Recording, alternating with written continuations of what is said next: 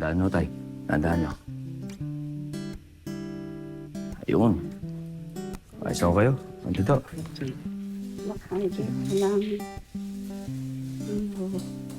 Nurse, ito. Ingat ako kay Nay. Pagka may kailangan ho kayo sa akin, nandun lang ako, ha? Sige ho. Kalawang naman. Bane, wala pa ba sila apple pie? Hindi sila darating dito ngayon eh. Pinantahan lang yung tita nila para sabihin na maayos yung lagay niya. Ganun ba? Eh, kung ganun, di... Pagsaluhan na natin tong binili kong lugaw kanina para naman mainitan yung sikmura mo.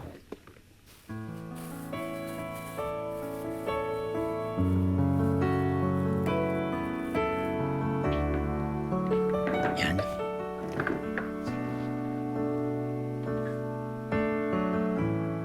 May masakit ba sa'yo? Ha? Wala. Bakit ka nakangawi? Nakangiwi.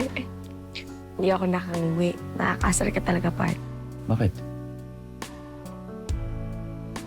Nakangiti ako.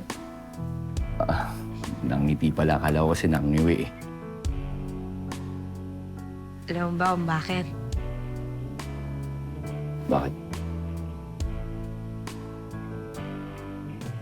Eh, naisip ko lang kung meron bang kapintasan ng isang Elias Guerrero. Bakit mo naman naisip yan?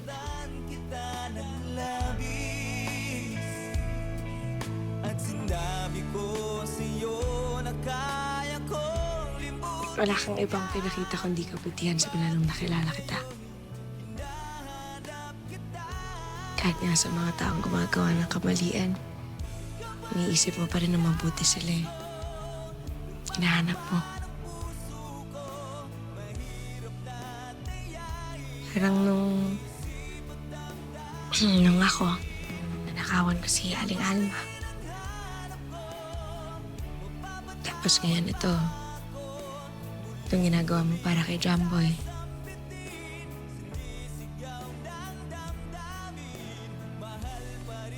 Ikaw na rin naman nagsabi ba niya, di ba?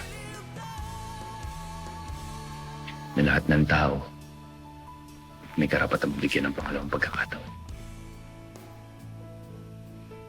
Kaya kung puro mabuti lang nakikita mo sa akin, Bani, isa lang ang ibig sabihin.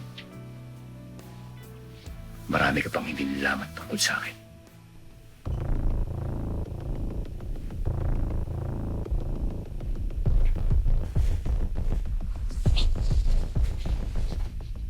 Bakit, Elias? May sikreto ka ba? Bakit, Elias? May sikreto ka ba?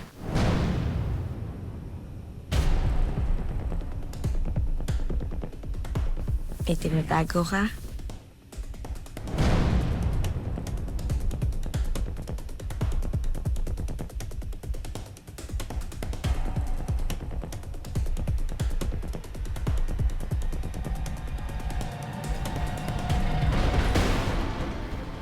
Wala naman, Bani. Ibig ko lang naman sabihin, walang taong perpekto. Kaya may kapintasan rin ako.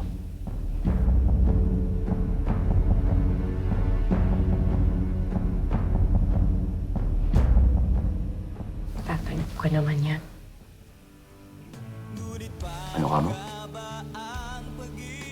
Ano? Nung sinabi mo kanina. Ano sabi ko? Wala akong sinasabi. Ito naman.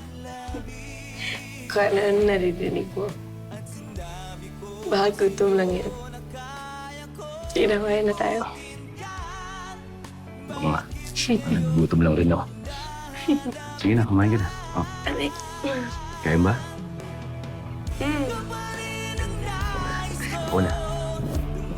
Sige.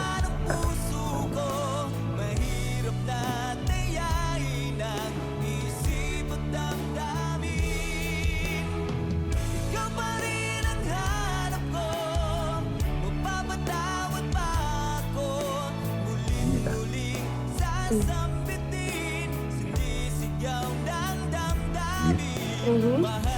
Hindi.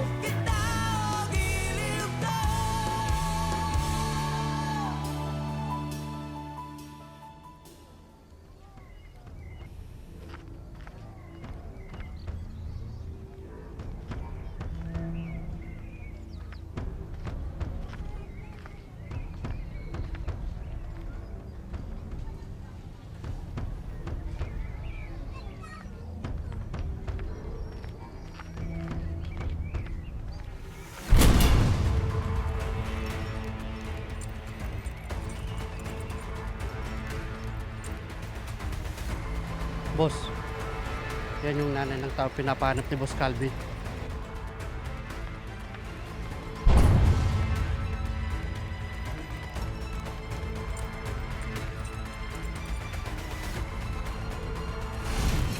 Sir Carlos, pasensya na ho kayo. Hindi ko nasagot lahat ng mga tawag niyo sa akin kagabi.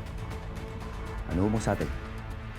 Gusto ko lang sanang kumustahin ka ng personal, Elias, dahil kalat na sa balita ang nangyari sa'yo.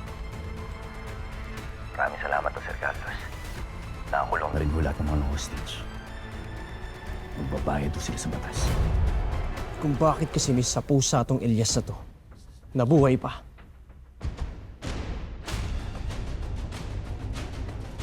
Kaya kailangan natin maganda ng mabuti.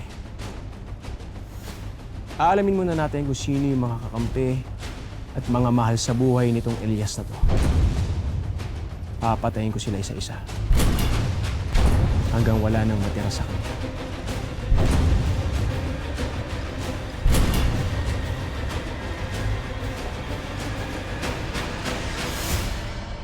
Mukhang nagkakasundo kayo ng bago mong boss, ah. Si Sir Carlos iba.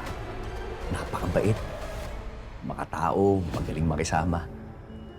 Siguro nga ho, kung nabubuhay ho ang tatay, malamang kasing edad rin ho siya ni Sir Carlos. Sana nga mabigyan ako ng pagkakataon na makilala ko yung Sir Carlos mo para naman makapagpasalamat ako sa lahat ng kabutihan na ginagawa niya sa'yo. Sige ho, Nay. Hanap po ako ng tiyempo, tapos aniyahan ko siya dito sa atin.